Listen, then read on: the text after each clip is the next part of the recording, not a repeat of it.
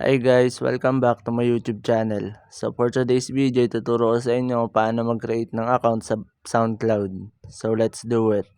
So ang first step, pumunta lang tayo ng SoundCloud and then dito makikita natin yung create an account. So pindutin lang natin yung create an account. So ayan. So kapag nandito na tayo, so mayroon tayong pagpipiliin. Pwede natin i-connect sa Facebook o Google account natin. So dito na maglalagay tayo dito ng email address natin. So ayan, kapag nailagay na natin, so pindutin lang natin tong continue. And then dito magke-create na tayo ng password.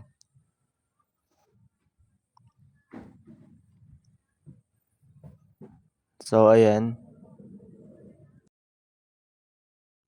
Kapag nailagay nyo na yung password nyo, so pindutin nyo lang yung continue. And then dito lalabas tong age at gender. So ilagay nyo lang yung age nyo dyan at yung gender nyo.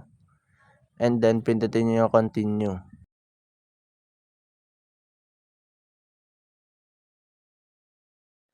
So ayan, so magbe-verify na dito.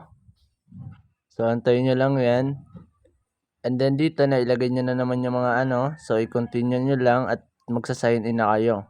So ayun lang, ganun lang naman kadali mag-create ng account sa SoundCloud. So ayun lang. Thanks for watching. Bye.